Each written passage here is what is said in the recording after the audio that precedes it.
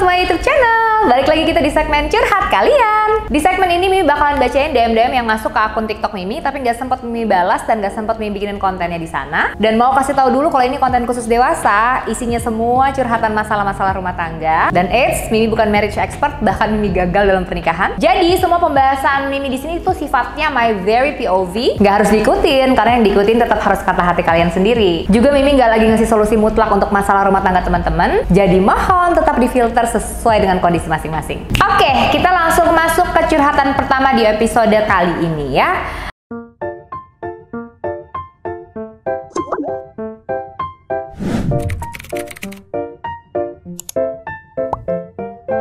Ada curhat dari teman kita A, kita sebut saja si A ya. Mimi, aku menikah muda, sekarang usia aku 24 tahun, punya satu anak usia 2 tahun. Dari awal pernikahan aku dan suami sebenarnya sudah tidak baik-baik saja dan kami sering bertengkar. Dia juga pemabuk, aktif kerja juga di dunia malam. Setiap mabuk pulang ke rumah marah-marah gak jelas. Aku dan anak-anak seperti tidak dianggap olehnya. Pernah kami bertengkar hebat dan aku tanya suami, kamu maunya apa? Terus dia jawab, pegat atau pisah. Di situ aku nangis dan awalnya aku orang yang ingin mempertahankan rumah tangga ini. Tapi makin kesini kelakuan suami udah gak bisa aku terima. Aku merasa sakit hati. Yang awalnya aku selalu memperlakukan dia dengan baik, sekarang aku jadi biasa aja.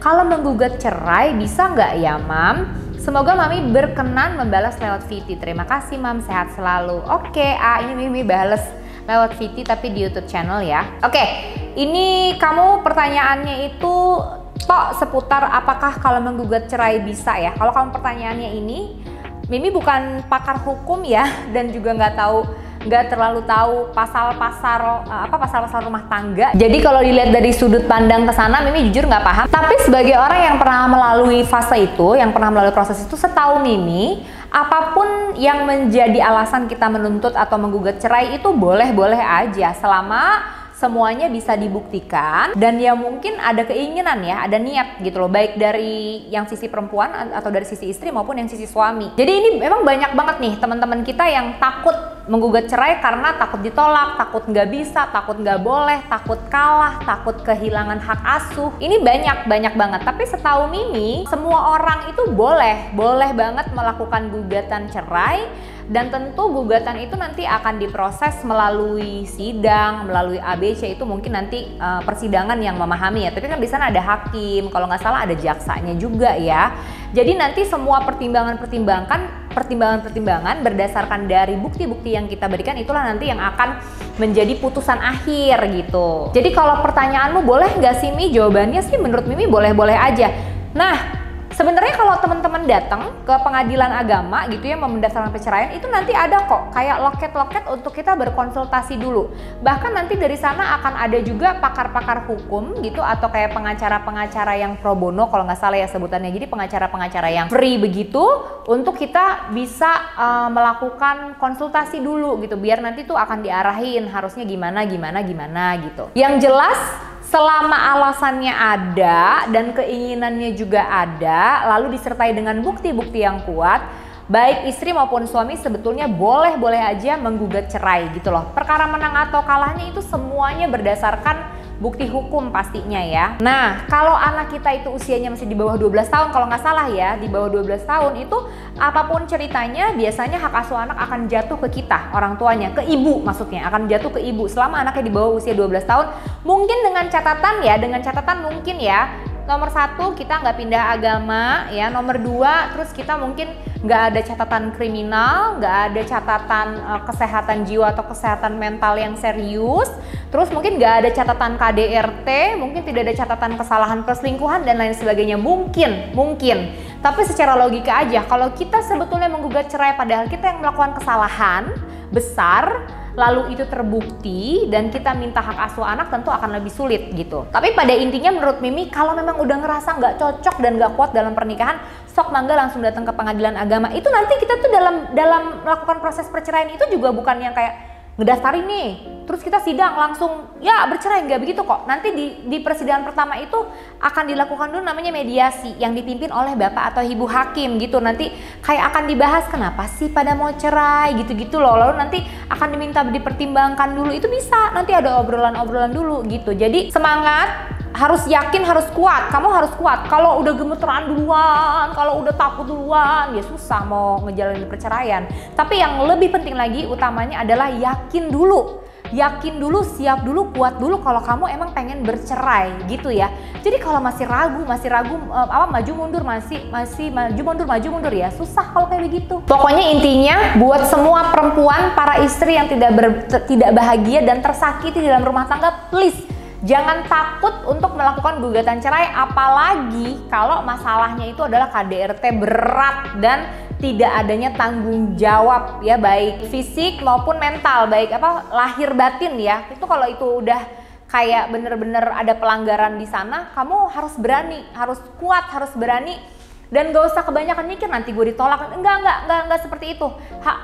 Pengadilan agama itu tidak sesantai itu gitu loh. Dia tuh bener-bener akan mempelajari kasus kita gitu. Jadi nanti yang penting kita pas diajak ngomong itu jujur seapa adanya dan benar-benar meyakinkan, insya Allah ada jalan gitu. Oke, jadi semangat ya, yang penting kita ada di posisi yang benar, jalurnya kita udah bener gitu. Lanjut, next kita masuk ke curhatan kedua. Ini akun dari akun D. Mimi, dulu aku pacaran udah 7 tahun, terus aku ditinggal nikah sama yang baru kenal. Akhir-akhir ini dicat mantan, ngajak ke selingkuh, padahal udah sama-sama punya pasangan.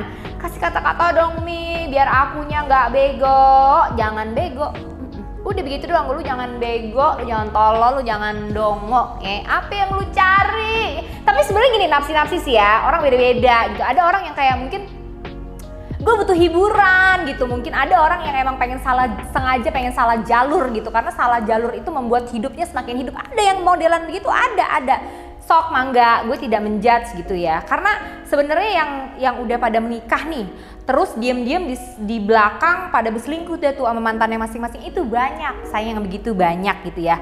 Kadang-kadang alasannya ada begini, demi menjaga kewarasan rumah tangga gitu ya, untuk untuk menutupi kekurangan pasangan yang ada di rumah. Jadi dia happy dengan mantan pacarnya di luaran begitu. Itu banyak yang kayak begitu. Gue kagak bisa ngejudge, tapi lu semua udah pada tua, udah pada dewasa, udah pada bangkotan, udah tahu kalau itu salah, ngerti? Jadi kalau menurut gue jawabannya enggak, lu jangan bego, lu jangan tolol, ngerti nggak? Udah, sekarang tuh kita ya hidup yang bener-bener aja dah, yang bahagia, yang bikin kita tuh banyak duit, yang bikin masa depan kita tuh cerah, ngerti nggak lo?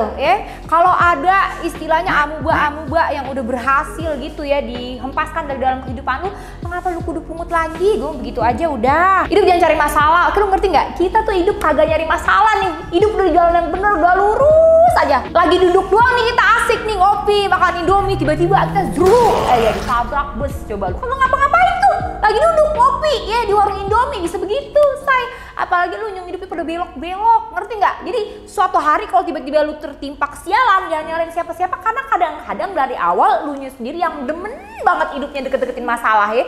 Kayak lu kagak paham kalau gitu tuh hidup dikata udah lurus aja masalah mah datang terus, sayang. Ngerti nggak maksud Mimi ya? Jadi sekarang kita berusaha aja hidup yang bener, yang bahagia ya. Nyari laki yang banyak duitnya, ngerti nggak?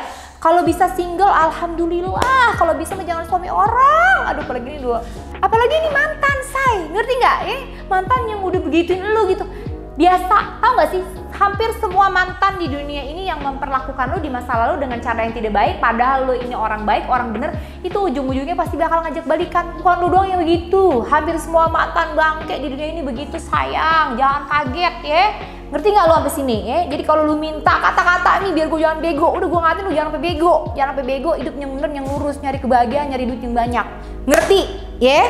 Udah, gue hari ini ngejawab 2 dulu. Kita ketemu lagi pastinya di episode selanjutnya. Ngomong-ngomong, ini lagi syuting di The Local Cafe. Ini adanya di daerah Ciater Raya, di daerah Tangerang Selatan. Ini tempat nongkrong kesukaan Eike. Silahkan di follow Instagramnya. Boleh juga datang ke sini, mungkin barangkali nanti kita ketemu curhat-curhat di sini ya kan, say?